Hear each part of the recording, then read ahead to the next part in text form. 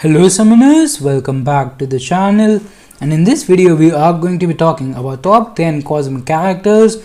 And I just recorded the top 10 mystics, where I think it will be more like everyone knows the top 2 is Doom and Claire, and there's not much debate about that. But in cosmic class, the top 3 characters, there's a lot of debate about that going recently in Twitter, especially like after the release of Cosmic Ghost Rider and the new 6-star feature, where more people are getting to use him and uploading these amazing kills and new stuff about Cosmic Ghost Rider and stuff. But anyways, this is my top 10 list. I would be very interested to know how you feel about it in the comment section down below. By the way, we are pushing for 3,000 subscribers, so if you are not already subscribed to the channel, then do hit that button. But without any further delay, let's start this list. At number 10, we have Dalen's favorite, Carnage. So Carnage is a character, if you're not running Suicide Masteries and if you're using him in a non-bleed immune matchup where you don't need that much utility, then he is an amazing character. Like he has a lot of damage output, and like you can see some Labyrinth Starlord solos and stuff, and after ramp up his damage output is really incredible. But at the same time, he doesn't have much utility and he's really suicide unfriendly. So that is the reason he is towards the bottom of this list, but I still value Carnage, and I do think he's an extremely powerful and fun character in this game after his buff. Then moving on to number 9, we have Venom the Duck, who is a completely opposite character. He's like a buffet build, or like a build what you want type of character. I haven't used him that much, but he is capable of a lot of damage. He's capable of some solid regeneration, and it depends what you want, and this guy will basically just give you that stuff. And overall, I don't see people using him much in endgame content like map 7 or Alliance War, or even Alliance War Defense or Alliance Quest. But he is a pretty cool character, and Cosmic class, I would say, even though they have some solid characters, is not as competitive as other classes like Mutant or even Mystic for that matter. So Venom Duck is pretty solid at number 9 in my opinion. And then moving on to number 8, we have another character I don't see used much, but at the same time is a very powerful character called Obsidian, and especially after the Guardian synergy. Like he was always capable of some amazing damage, really easy access to armor breaks on the heavy attack.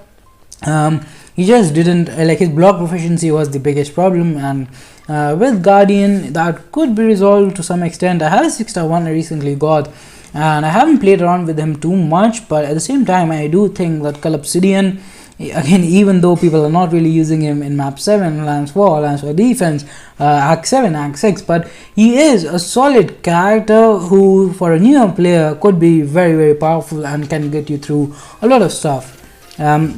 And now we are going to go in a category where we're actually talking about these amazing utility plus damage characters. So far, either the character had utility or damage, with the exception of Venom the Duck, I guess, who have a little bit of both, but not the best in either.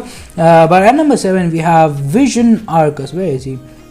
So Vision Arcus, he is a pretty good defender. He is pretty good on offense, and I have seen a lot of people pick him in the 6-star Abyss Cosmic Nexus Crystal, because he has a lot of power gain. He's kind of poor man's Hyperion, but he is like a mix of Hyperion and Medusa, but in somehow he is not as good as either of those characters. And of course Medusa is not available as a 6-star, so she is, and also with the introduction of Magneto's buff, these two characters, their use went down by a significant amount, because one of their main use was to shut down robot characters with the armor shatter, but Magneto shutdowns all #metal characters, and all robots are of course metal characters.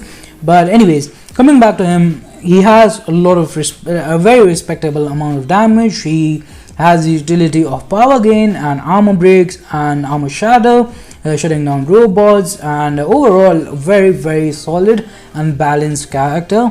And then moving on to number 5, as I said, Medusa.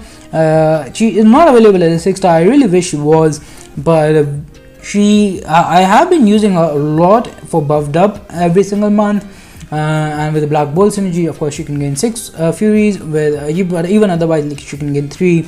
And in that Cavalier difficulty chapter, you also gain aptitude buff, so you don't really have to care about buffed up once you get some Furies going. But other than that, like, she is capable of doing some incredible amount of damage, a lot of bleed damage if you can refresh it by using by continuing the armor shatters and keep spamming your SP3. She is immune to poison. She is a relatively suicide friendly character, and yeah, that is like, even now when I see Killmongers, I very frequently go to Medusa for the armor breaks and then use her against him.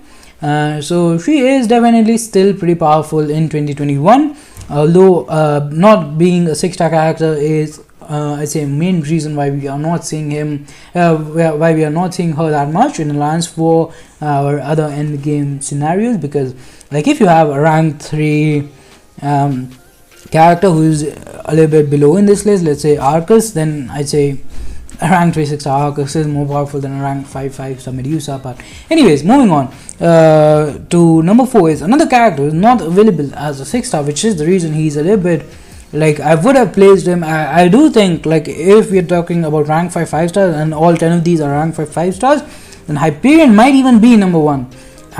But because he's not available as a 6-star, and that is a pretty big thing for me, at least in this list, it's really tricky to cover him and at the same time not place him at number 1, because let's be honest, rank 3 Corvus is better than a 565 Hyperion. But at the same time, Hyperion still, even though he's very old, he hasn't been updated, he still has a lot of power gain. He has an incredible amount of damage, one of the hardest hitting character in Marvel Contest of Champions, and he has these uses where you wouldn't think he's good, like against Electro, where you can spam his SP1 and melt away the opponent's health with his Incinerates. And I still somehow don't have him, even though he was released in 2016 and I have been playing for 5 years now.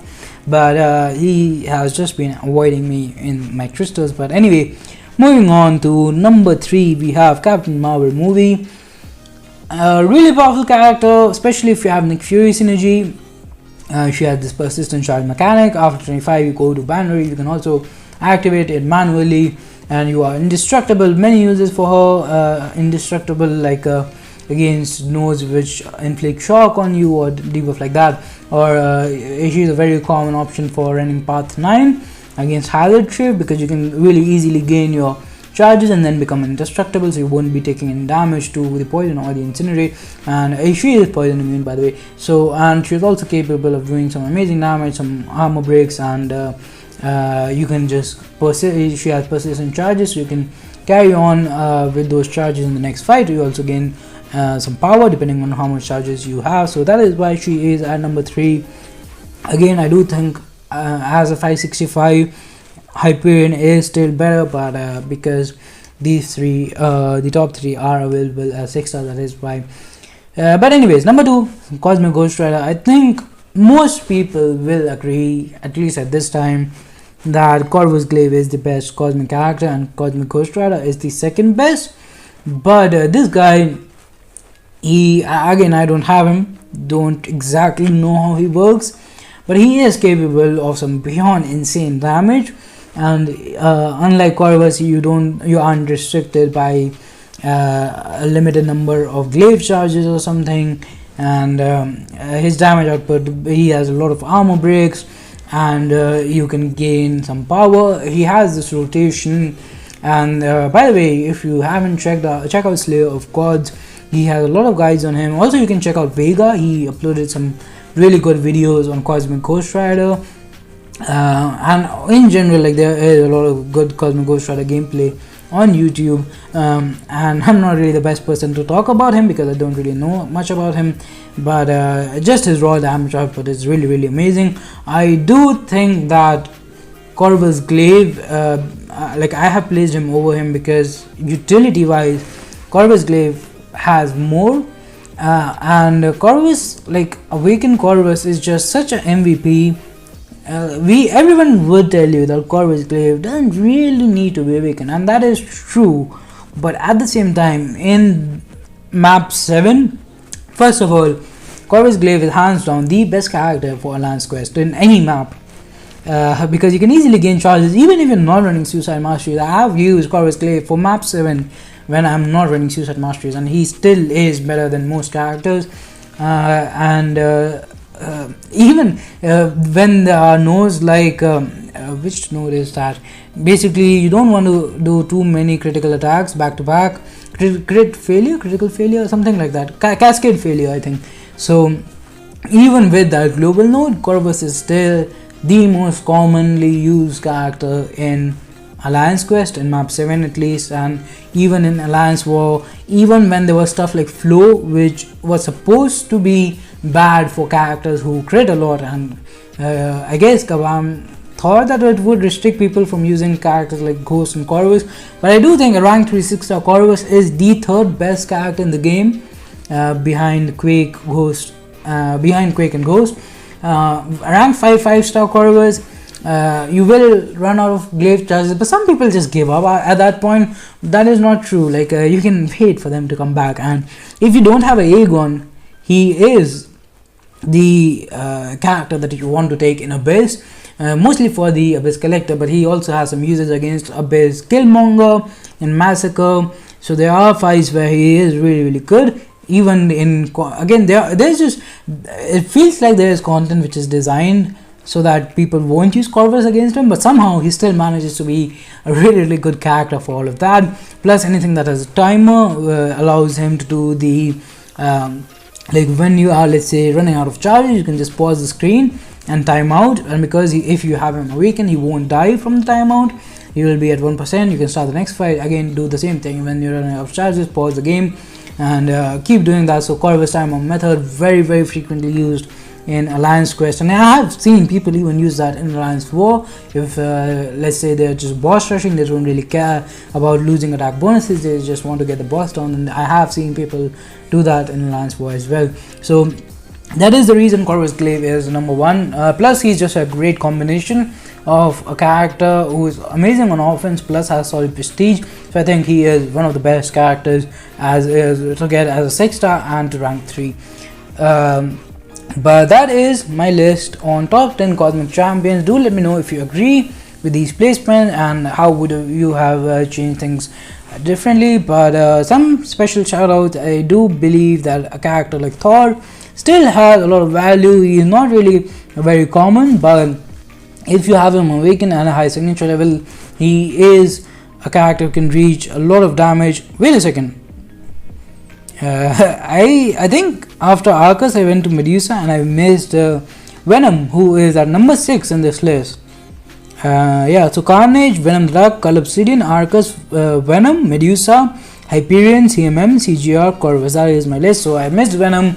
He is at number 6, and I think it's a fair placement for a character like this. He is a variant god. He's great for variant 2, he's great for variant 5 and variant 6. Being an XL, symbiote and villain character, he can cheat a lot of stuff with having a very easy access to the heavy to the armor break on the heavy attack, and of course that could also be useful against matchups like Emma Frost or Killmonger. He has a lot of strong bleeds. He can regenerate if the opponent has buffs, although that is not a huge factor, but overall he just has a lot of utility and a respectable amount of damage, which is why I have placed him at number 6. I forgot to mention it. I'm sure some people would not watch this far and would comment that how I missed him. But special shoutouts, I'd say OG Thor still has a lot of value if you have him awakened and at a high signature level. Same goes for Silver Surfer. He is a great prestige character, and like with the Furies, with the armor breaks on the heavy and the phasing, he is a character who can deal a lot of damage. And then we have Proxima Midnight, very hard to play but at the same time capable of the best damage output technically. And then we have Phoenix with the right synergies. She is also a pretty good character with a lot of regeneration, afterlife, like she did mechanic, and a lot of damage as well. And if Sweeta is somehow watching this, then I would like to say that Kamala Khan is not as bad as people say she is. And then Hela is also capable of really high damage output, although it is pretty hard to get all those Furies. And then Annihilus is also not that bad. I think he is kind of underrated. Same goes for Angela with buffed up. I see a lot of people using even rank 3-1 in Cavalier difficulty, and she works amazingly well for that. And that is my list. Red Goblin is also a newer character. I'm really not sure how he works, but he is kind of cool. I don't think he is going to make this top 10 list at some point, but still worth a shout out, I guess. But that is my top 10 cosmic list. Do let me know if you agree or disagree. Like this video, share with your alliance, subscribe to the channel. Again, we are pushing for 3,000 subscribers by the end of January, and we hope I hope we hit that. But stay safe and bye bye.